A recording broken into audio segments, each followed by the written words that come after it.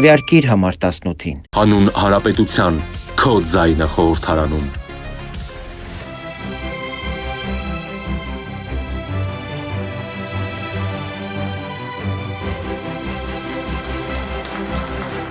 Գեցե հանուն հանրապետությունը, գեցե Հայաստանի Հանրապետությունը։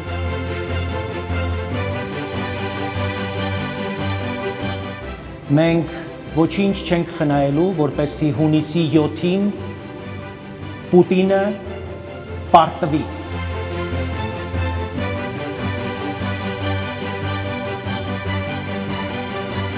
Merci. Thank you so much.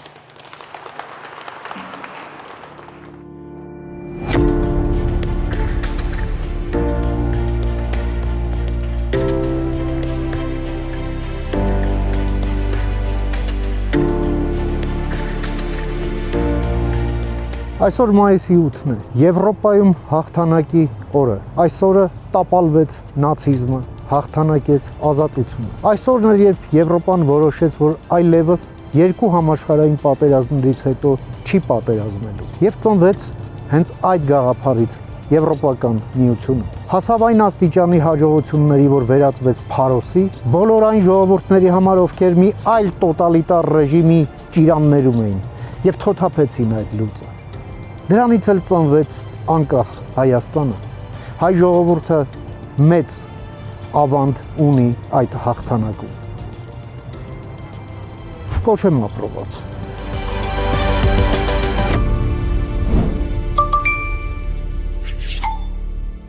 Պետությունը չի կարող ամեն ընտրությունից առաջ ժողովրդին կանգնեցնել ընտրության առաջ։ Իսկ վաղը պատերազմ կլինի, թե խաղաղություն։ Խաղաղությունն ու անվտանգությունը չեն կարող կախված լինել մեկ մարդուց, մեկ կուսակցությունից եւ մեկ ընտրությունից։ Խաղաղության եւ անվտանգության շուրջ քաղաքական մի շարք ուժերի համախոհություն է պետք։ Խաղաղությունն ու անվտանգությունը կառուցվում են ինստիտուտներով, տեխնոլոգիապես մարտունակ եւ պաշտպանունակ բանակով, մրցունակ տնտեսությամբ, կրթությամբ, անկախ դատարանով, աշխատող օրենքներով ու ինքնիշխան քաղաքականությամբ։ Խաղաղության եւ անվտանգության մենք կարող ենք հասնել, եթե դու անձամբ դու տանը չմնաս եւ գնաս քվեարկության։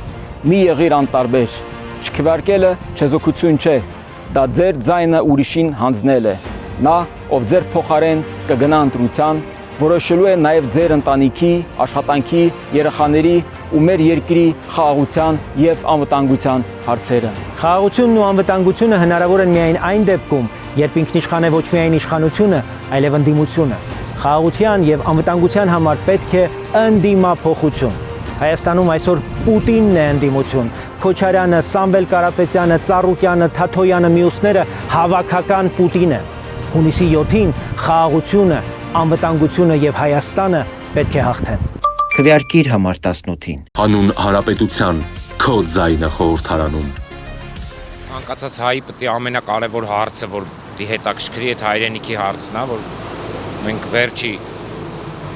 ժամանակում մեր հայրենիքը անընդհատ կորցնում ենք, թե Արցախը, թե Հայաստանի արդեն սուվերեն տարածքից։ Ամենակարևոր հարցը իմ կարծիքով անվտանգության հարցն է, որ բոլորին պետք է հետաքրքրի։ Պատրանքների գինը մենք վճարել ենք ամենաթանկով, կյանքով, հողով, մարդկային ճակատագրերով, Արցախով։ Այդ կորուստների գլխավոր դասը մեկն է։ Պետությունը չի փրկվում ուրիշի հովանու տակ, պետությունը փրկվում է սեփական ուժը կառուցելով։ Պետությունը ամրոց ու բերդ չէ, որ ուրիշը պահի քո փոխարեն։ Պետությունը համակարգ է, բանակ, տնտեսություն, գիտություն, տեխնոլոգիա, իրական դաշնակիցներ։ Ռուսաստանը մեզ չի պաշտպանել, մեզ կախված է պահել, որովհետև կախված մարդուն հեշտ է կառավարել։ Առաջիկա ընտրությունը սահմանների, արժանապատվության եւ ապագայի ընտրություն է։ Կամ դու ընդունում ես ուրիշների խաղի կանոնները, կամ դառնում ես պետություն, որն ինքն է թելադրում իր պայմանները։ Քվեարկիր հանուն ուժեղ, ինքնիշխան հանրապետության, հանուն Հայաստանի։ Քվեարկիր համար 18-ին։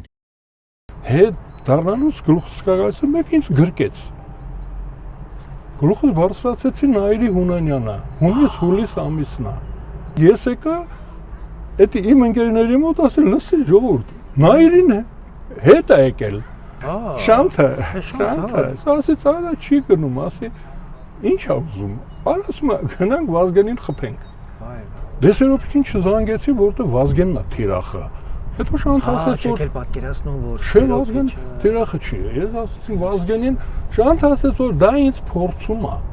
Էդի Վազգենն է սարքում նայերին, Վազգենի ագենտն է, եկել է որ ինձ փորձի։ Ասի բոլոր դեպքերում արի Վազգենին տեղյակ պահենք։ Ասես լավ, ես այս ինչի միջոցով սրան մի քանի տեղ զանգեցինք։ Քվեարկիր համար 18-ին։ Հանուն Հանրապետության քո ձայնը խորհրդարանում։ Ինչի եք պատրաստ հանուն հանրապետության։ Ես ամեն ինչի եմ պատրաստ։ Պատրաստ ենք ամեն ինչի։ Ամեն ինչի։ Հանուն հանրապետության։ Գիտեք, քանի որ սա իմ հողն է եւ իմ տունն է։